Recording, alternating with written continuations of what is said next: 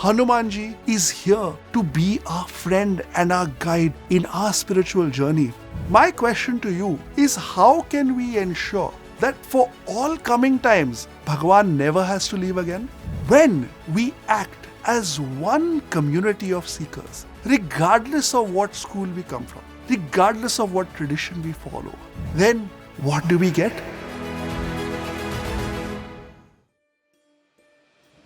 If people were given a magic wand that allowed them to get their top 5 wishes, I'm pretty certain that fame would be one of those. Fame is something that in some measure we all want. Why is it that when we look at the lives of those who are famous, behind the glamour, we see a layer of negativity? That negativity might be the insane expectations that are placed on those who are famous. The criticism of every action at every step. In some cases, there are instances of addiction. And unfortunately, in some cases, some of those who are famous can't handle the fame and pass away. But how is it that when we look at Hanuman Ji, this entire equation gets reversed? Not only is Hanuman Ji famous through the ages, but he is famous without a shred of negativity. And not only is there no negativity, but the very presence of Hanuman Ji in a place, even in our mind, makes that place pure and positive. How does this happen? That is the focus of today's video. But before we dive into it, if you enjoy this type of content, then do subscribe to our channel. This is a small step for you, but makes a big difference in our efforts to bring dharma to today's generation.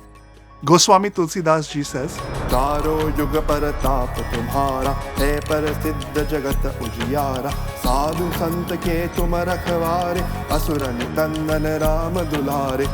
Across the 4 ages, your fame is acclaimed, O illuminator of the worlds. You are the savior of the saints and sages, the destroyer of demons, and the very loved devotee of Bhagwan Shri Ram himself.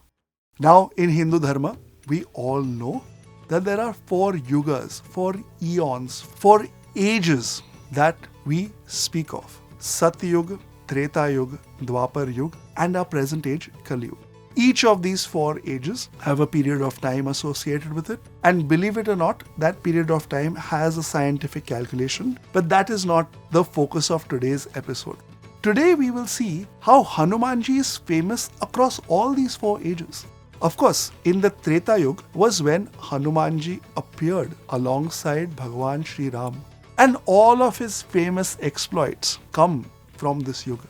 In the Dwapar Yuga, Hanuman Ji had a small but very important role to play in the Mahabharata when he inspired Arjuna, and not only inspired but protected Arjuna throughout the entire war at Kurukshetra. And if you want to know the story associated with this, click on the link in the description below. We have recorded a video on this. And of course, in the Kali Yuga, Hanuman Ji gave darshan to Goswami Tulsidas Ji himself, who wrote not just the Hanuman Chalisa, but the immortal Ramcharitmanas. And again, that is one of our videos linked in the description below. So, Hanuman Ji has been there through the ages. He is known as a Chiranjeevi, one who will remain until the end of this current manifestation of our universe. But if you've been listening closely, you might think, oh, you said Charo Yuga, but only described 3 yugas. So how was Hanuman Ji there in the Sat Yuga? This question is answered in the very next phrase itself. Hai Parasiddh Jagat Ujiyara. Now, Jagat Ujiyara is a small, innocent looking phrase, but has a very, very, very deep meaning associated with it. Jagat Ujiyara refers to the formless aspect of divinity that someone attains after self-realization. This is known as Brahman. Now you might think that these are a lot of technical concepts, but let me simplify and explain them to you. In English, we have one word for the divine, that is God. But in the Bhagavad Puran, there are 3 words that are used to describe divinity. Brahman, which is the formless aspect of the divine. Paramatma, which is the element of divinity that sits inside each and every one of us and gives us life. And third is Bhagavan, which is the personalized appearance of the divine that the divine takes to engage us based on our tendencies and our needs. But one doubt that you might have is that Hanuman Ji is Ramadut. He is a servitor of Ram. How can he be identified with Brahman, which is an aspect of the divine in itself? This question is answered by Hanuman Ji in the Valmiki Ramayana. Once Bhagavan Shri Ram asked Hanuman Ji, "How do you see me?" As in, what is your vision when you behold me, O Hanuman? Hanuman Ji gave a beautiful answer. Deha buddhya tvadasoham jiva buddhya tvadamshakah atma buddhya tvamevaham iti me nishchitamatihi. When I see myself as the body, I see you as the Lord and myself as your servant. When I see myself as a Jivatma, I see you as the whole and myself as a part of the whole. But when I am conscious of myself as the Atma itself, I see myself as indifferent to you. This episode is quoted extensively by Ramakrishna Paramhamsa in showing that we can remain connected to the divine, whatever be our level or our current state of self-identification. If with this body, then as a servant of the divine. If as part of the whole, then with our own Paramatma that is linked to the divine.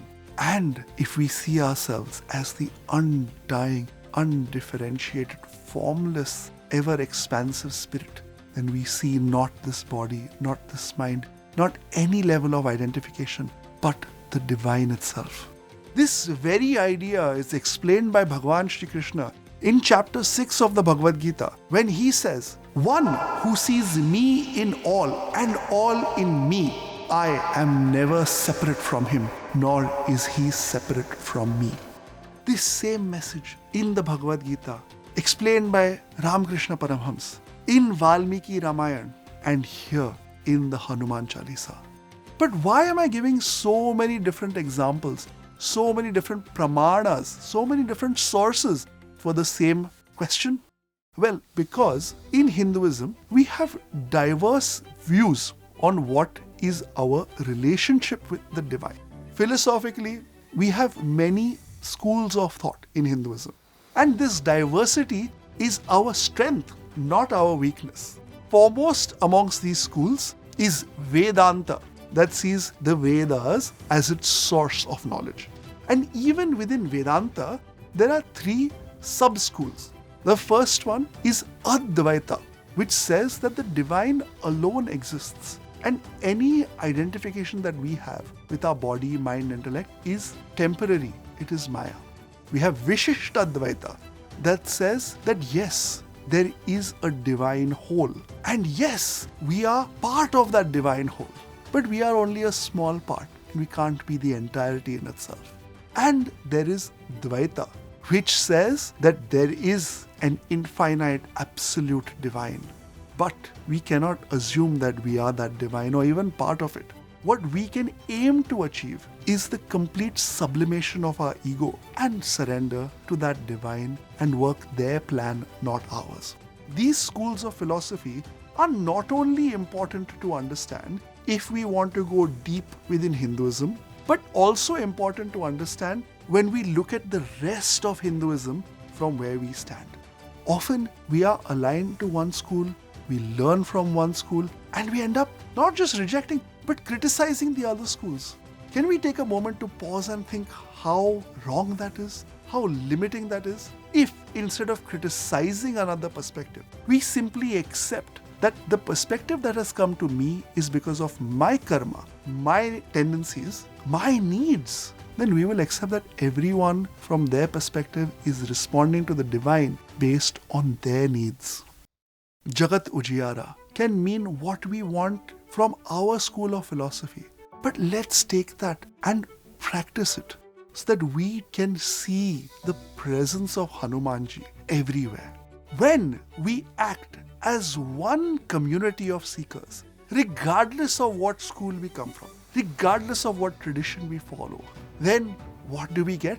Sadhu sant ke tum rakhware, asura nikandan Ram dulhare. Hanuman Ji himself protects us. And he protects us not by destroying the evil somewhere else, not by protecting the saints and sages, sadhu santa somewhere else, but by protecting the sagely and saintly qualities that we have in ourselves. He protects our own spiritual journey and he destroys our own negative tendencies inside us. Hanuman Ji is here to be our friend and our guide in our spiritual journey. Are we making ourselves available? These are important questions to reflect on. Like millions of people around the world, I too was inspired when I saw the beautiful Prana Pratishtha of Ram Lalla in Ayodhya. Whilst we may reflect on why Bhagwan had to leave Ayodhya in the first place, my question to you is, how can we ensure that for all coming times, Bhagwan never has to leave again? How can we ensure Charo Yoga Partap? The only way to achieve this is by remaining united as spiritual seekers, united under this wonderful umbrella of spiritual possibility, where we can see Bhagwan face to face as Dvaitas, in our heart as Vishishta Dvaitas, and in our entire experience as Advaitins. If we remain united, not only will this Partap remain, but it will increase over time. If this message is one that resonates with you, if you are so inspired, then do subscribe to our channel. It's a small step for you, but makes a huge difference in our effort to share Sanatan Dharma in a new age for a new audience via a new medium called YouTube. My name is Om Dhumatkar. Thank you so much for joining us yet again. I can't wait to see you once again with more wisdom from our Dharma. Namaste.